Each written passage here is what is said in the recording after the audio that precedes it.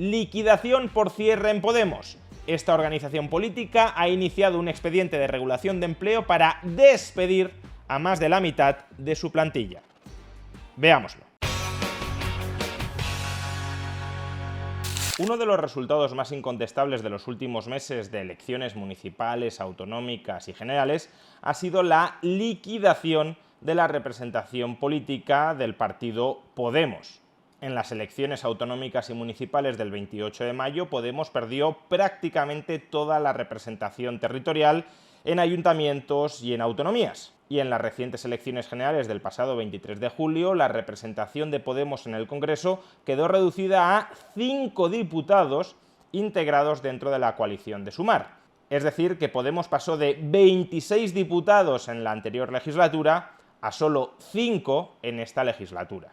Y claro, como los ingresos de los partidos políticos dependen fundamentalmente de las subvenciones, de las transferencias estatales vinculadas a su representación política, por mucho que sean los partidos de la gente y que tengan a muchísimos militantes detrás supuestamente pagando de manera religiosa las cuotas periódicas de esos partidos, por mucho que sean el partido de la gente, al final los ingresos fundamentales de los partidos políticos dependen de las transferencias estatales vinculadas, ya digo, a la representación política. Y si esta representación política se cae, esos ingresos se desmoronan y, por tanto, de la liquidación de la representación política de un partido en las elecciones pasamos directamente a la liquidación de ese partido político. Según ha informado hoy en exclusiva el Periódico de España, Podemos inicia un ERE, un expediente de regulación de empleo, para despedir a la mitad de su plantilla en toda España, al 50% de todos los trabajadores contratados por Podemos,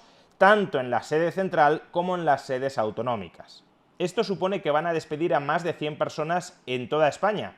Sin embargo, en algunos territorios van a despedir no al 50 o al 60%, sino a la totalidad de la plantilla. Este es el caso, por ejemplo, de Aragón, Asturias, Canarias, Castilla-La Mancha, Cantabria, Galicia, Comunidad de Madrid o Comunidad Valenciana.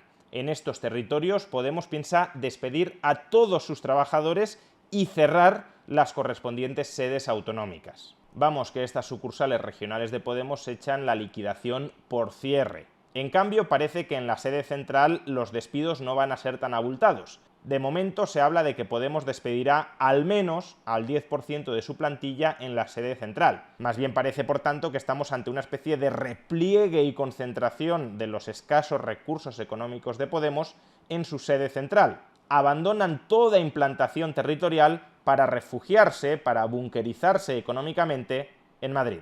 Y asimismo los ingresos estatales se han hundido un 70%. Vamos, que Podemos está en muy serias dificultades económicas. Y claro, en este caso que les afecta a ellos, parece que Podemos sí entiende muy bien que cuando una organización empresarial o política deja de ser viable económicamente, ha de efectuar recortes para intentar volver a ser viable y sobrevivir. Y que esos recortes además pueden afectar o afectarán en muchos casos a la plantilla de esa organización. En el comunicado que Podemos ha enviado a los trabajadores a los que piensa despedir, comunicado al que ha tenido acceso en exclusiva el Periódico de España, podemos leer la siguiente justificación. Las previsiones de ingresos para el próximo ciclo electoral se cifran, en un primer momento y tras haber hecho una valoración inicial de la situación, en casi un 70% menos en estatal y en una media aproximada del 90% menos en los territorios afectados. Dicha reducción de ingresos lleva aparejada la necesidad ineludible de adaptar a los mismos los gastos de toda índole, incluidos los laborales, que en el caso de los territorios afectados implicará la extinción de los contratos y el cierre de los centros de trabajo, y en estatal una reducción de la plantilla. Cuando una organización deja de ser económicamente viable, tiene que recortar sus gastos, tiene que ajustar sus gastos a sus ingresos, incluyendo los gastos laborales, es decir, incluyendo la plantilla, incluyendo la cantidad de gente que trabaja y los salarios de la gente que trabaja.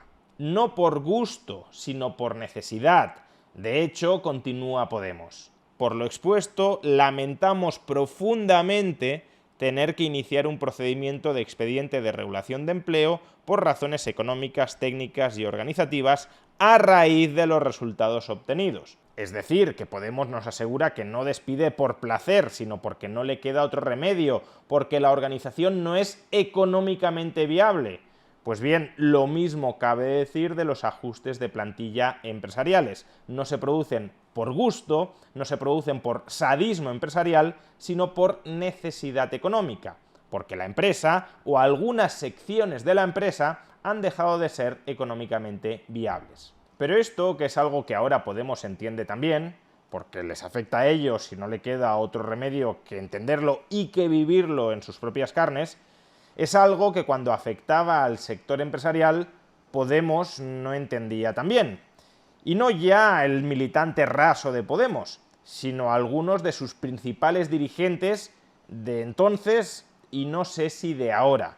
Atención a qué opinaban hace unos años algunos de esos principales dirigentes de Podemos respecto al ERE que había anunciado Alcoa en sus plantas de La Coruña y de Avilés por inviabilidad económica de las mismas. A pasada semana, Alcoa España decidiu pechar os seus centros de traballo en Avilés e en Alcoa Coruña. O que lles decimos dende aquí é que non imos consentir o peche de Alcoa. Son centros estratégicos para o noso país. Estamos cos traballadores e coas súas familias. Vaya a nosa solidaridade e somos conscientes de que xuntas imos gañar esta batalla. No podemos consentir el expediente de regulación de empleo en Avilés y en La Coruña. Estamos con los trabajadores y con sus familias. Juntas lo vamos a parar. Eso con respecto al ERE de Alcoa, pero el ERE de Podemos parece que sí lo pueden consentir e incluso promover activamente ellos mismos. Debe de ser que en ese caso no están con los trabajadores y con sus familias, porque aquí juntas no quieren parar ese ERE. Al contrario, lo quieren aprobar para intentar salvar los muebles de Podemos. Igual es que oponerse a un ERE con el dinero ajeno siempre es más sencillo que oponerse a uno con el dinero propio. Estamos con los trabajadores y con sus familias. El Grupo Confederal Unidos Podemos en Comú Podem en Marea va a exigir al Ministerio de Industria que intervenga para paralizar el ERE, con los trabajadores y con sus familias.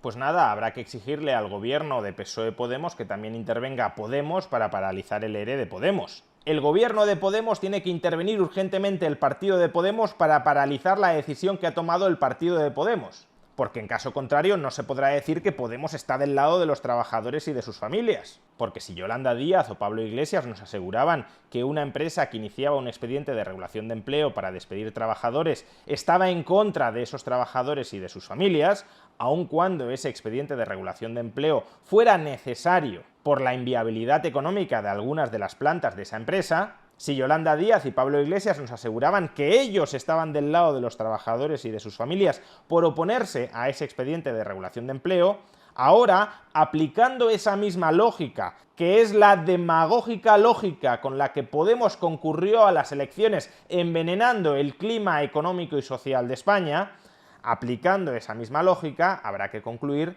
que Podemos está en contra de sus trabajadores y de las familias de sus trabajadores por iniciar un expediente de regulación de empleo y por no luchar, como partido o como gobierno, por paralizar ese expediente de regulación de empleo que es necesario para que Podemos sobreviva como organización política. En fin, creo que sobran las palabras y que no hay mucho más que añadir.